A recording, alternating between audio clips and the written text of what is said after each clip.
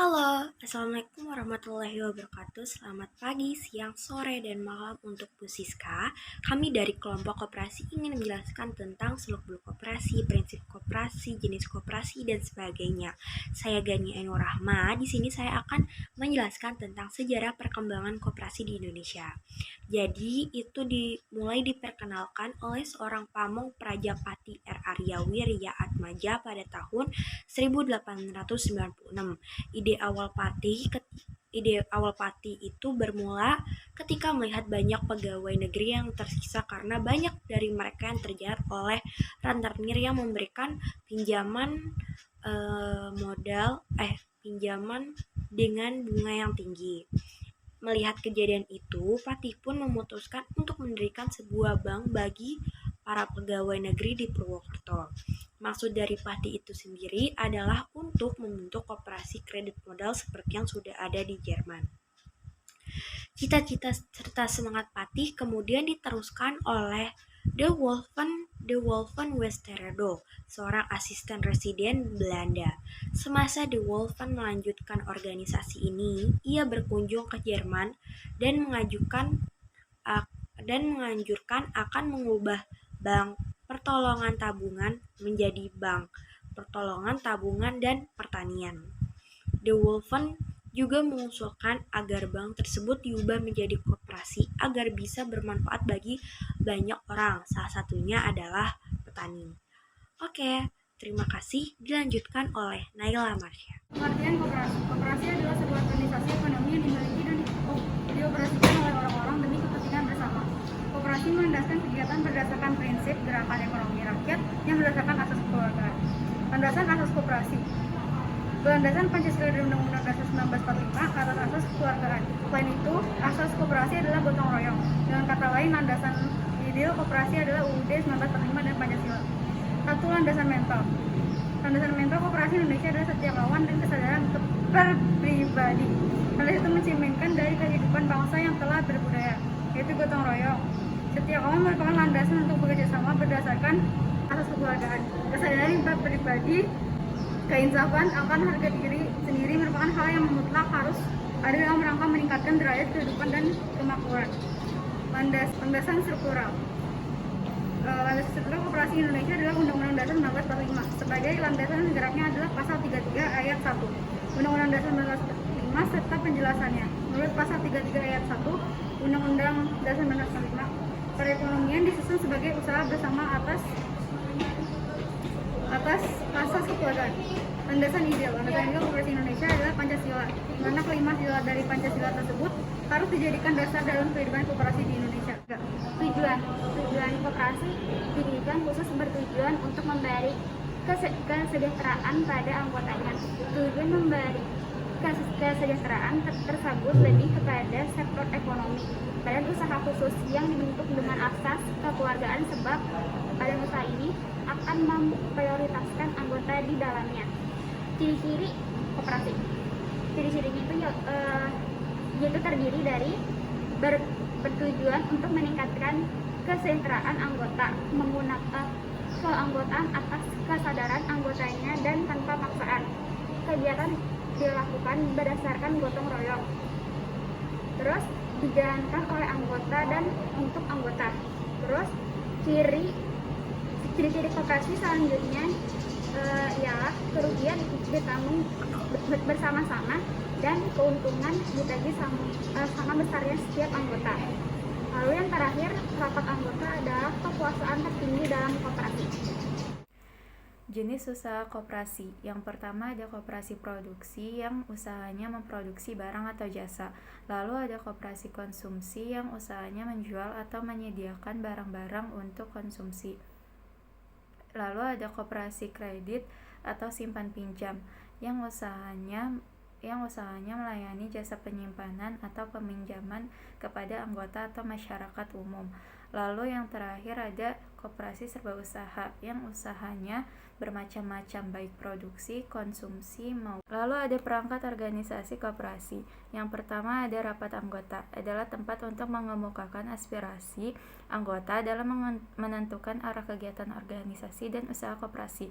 Lalu ada pengurus, adalah pelaksana kebijaksanaan umum yang telah ditetapkan oleh rapat anggota. Lalu ada badan pengawas atau pemeriksa, adalah orang yang tugasnya melakukan pemeriksaan terhadap pelaksanaan tugas yang dilakukan pengurus.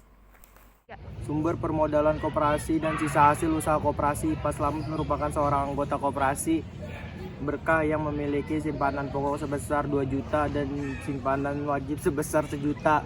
Ia telah belanja di koperasi tersebut sebesar 5 juta. Maka berapakah SHU yang diterima Pak Slamet? Diketahui SHU 50 juta, total simpanan anggota atau simpanan plus pokok 200.000. Penjualan 80.000, SHU jasa modal 40%, SHU jasa anggota 20%. Simpanan Pak Slamet 3 juta, pembelian Pak Slamet di koperasi berkah 5 juta. Ditanya berapa SHU Pak Slamet? Jawabannya 925.000. Prinsip koperasi, keanggotaan bersifat sukarela dan terbuka, artinya tidak terpaksa lalu ada keinginan dari diri sendiri, terbuka untuk umum, dan tidak ada diskriminasi. Yang kedua, pengelolaan bersifat demokratis, artinya masing-masing diperlakukan sama dalam pengambilan keputusan. Yang ketiga, pembagian SHU secara adil, sebanding dengan besar jasa usaha setiap anggota. 4. Pembagian balas jasa terbatas pada modal, artinya besar modal tidak boleh melebihi suku bunga besar. 5. Kemandirian, artinya dapat berdiri sendiri tanpa pada lembaga lain. 6. Pendidikan dan pelatihan pengkoperasian. 7. Melakukan kerjasama antar koperasi. Peran koperasi. 1. Membangun dan mengembangkan potensi dan kemampuan ekonomi anggota pada khususnya dan masyarakat pada umumnya untuk meningkatkan kesejahteraan ekonomi dan sosialnya. Yang kedua, berperan secara aktif dalam upaya mempertinggi kualitas kehidupan masyarakat dan manusia. Yang ketiga, memperkokoh perekonomian rakyat sebagai dasar kekuatan dan ketahanan perekonomian nasional dengan koperasi sebagai sokogurunya. 4. Berusaha untuk mewujudkan dan mengembangkan perekonomian nasional yang merupakan usaha bersama berdasar atas asas kekeluargaan dan demokrasi ekonomi. Prosedur pendirian legalitas koperasi sekolah. Untuk membuat legalitas koperasi sekolah pada dasarnya tidak jauh berbeda dengan koperasi pada umumnya. Berikut langkah-langkah pendirian koperasi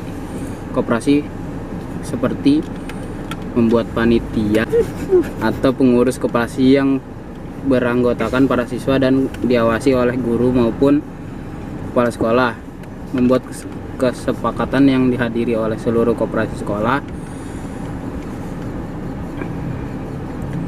Pertemuan tersebut pada umumnya akan menghasilkan anggaran dasar koperasi.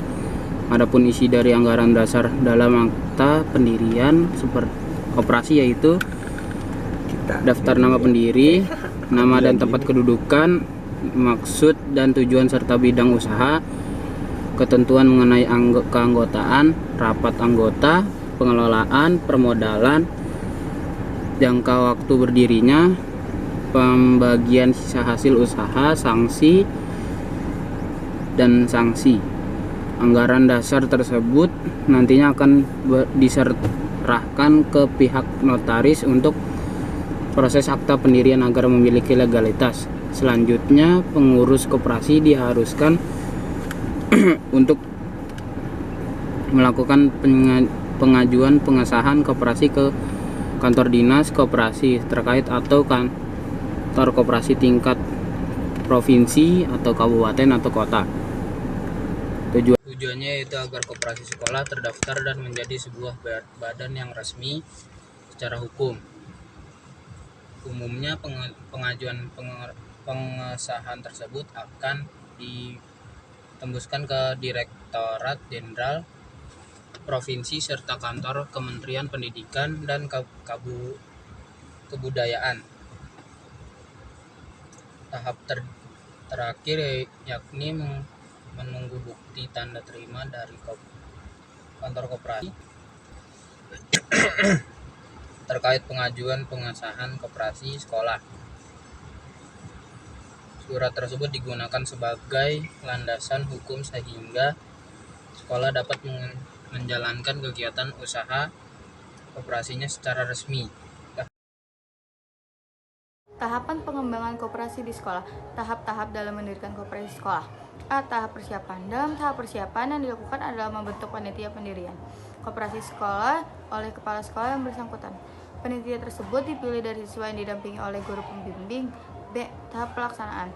Setelah panitia dibentuk, maka tahap selanjutnya adalah menyelenggarakan rapat pembentukan koperasi sekolah yang dihadiri oleh panitia pendiri, siswa-siswi, kepala sekolah, guru-guru, pejabat dari dinas koperasi sekolah dan PKM, pejabat dari Diknas, dan pengurus komite sekolah.